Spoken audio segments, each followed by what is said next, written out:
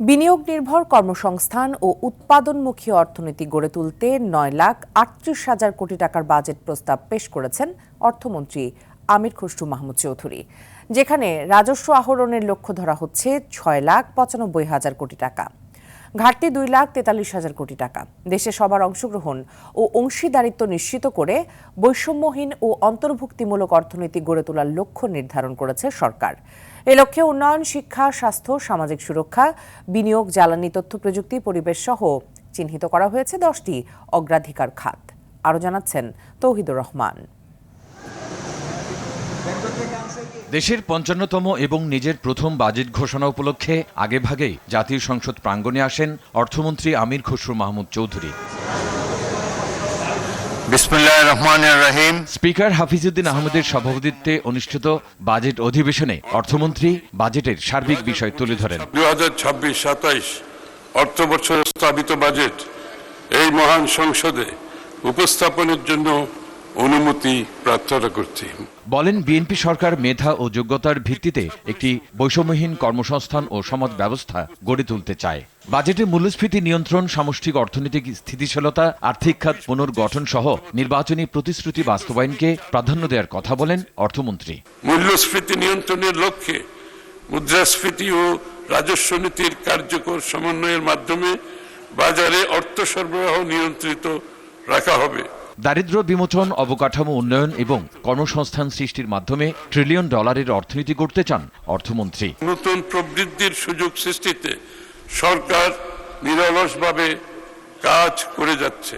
প্রস্তাবিত বাজেটের সম্ভাব্য আকার 9,38,000 কোটি টাকা। রাজস্ব আহরণের লক্ষ্যমাত্রা 6,95,000 কোটি টাকা। এনবিআর এর লক্ষ্যমাত্রা 6,04,000 কোটি, এনবিআর বহির্ভূত রাজস্ব 25,000 কোটি এবং কর বহির্ভূত আয় 66,000 কোটি টাকা। পরিচালন ব্যয় ধরা হয়েছে 6,21,000 কোটি টাকা, যার 20% সুদ আদায় এবং 17% ভর্তুকি ও প্রণোদনায় খরচ হবে। অভ্যন্তরীণ রাজস্ব আহরণ বৃদ্ধি বর্তমান সরকারের অন্যতম প্রধান লক্ষ্য। বাজেটে ঘাটতি ধরা হয়েছে 2,43,000 কোটি টাকা। ঘাটতি পূরণে অভ্যন্তরীণ উৎস থেকে ঋণ নেওয়া হবে 1,27,000 কোটি টাকা। বৈদেশিক উৎস থেকে সংগ্রহ করা হবে 1,16,000 কোটি টাকা।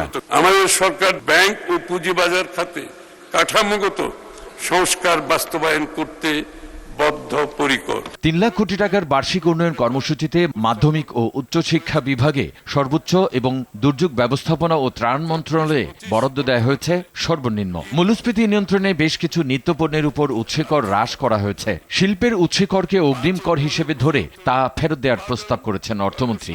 1 জুলাই থেকে ধাপে ধাপে সরকারি কর্মচারীদের জন্য বেতন কাঠামো বাস্তবায়নের ঘোষণা দিয়েছেন অর্থমন্ত্রী। টেকসই অর্থনৈতিক অগ্রগতির জন্য ঋণ নির্ভরতা কমিয়ে বিনিয়োগ বাড়ানোর নীতি কৌশল গ্রহণ করা হচ্ছে। জিডিপি প্রবৃদ্ধির লক্ষ্য ধরা হয়েছে 6.5% আর মূল্যস্ফীতি 7.5%। জাতীয় অর্থনীতির একেবারে কেন্দ্রে নিয়ে আসতে চাই। বিএনপি তার নির্বাচনী ইশতেহারে যে বলেছিলেন বিভিন্ন পিছিয়ে পড়া মানুষের জন্য তারা নীতি সহায়তা দেবেন, প্রস্তাবিত বাজেটেও অর্থমন্ত্রী বলেছেন বিশেষ করে ফ্যামিলি কার্ড, কৃষক কার্ড সহ নানা কার্ডের মাধ্যমে, নানা সহায়তার মাধ্যমে সমাজের পিছিয়ে পড়া মানুষকে এগিয়ে নিতে চান। পাশাপাশি মন্থর গতিতে এগিয়ে চলা অর্থনীতিকেও শক্তিশালী করার জন্য তিনি আশা করছেন প্রস্তাবিত বাজেটের মাধ্যমে এটি আরও এগিয়ে যাবে। সর্বোপরি কর্মসংস্থান যেমন বাড়বে, তেমনি চলমান মন্থর গতিতে এগিয়ে চলা যে প্রবৃদ্ধি সেটিও বাড়বে বলে আশা করছেন তিনি। তৌহিদুর রহমান, RTV, জাতীয় সংসদ প্রাঙ্গণ, ঢাকা।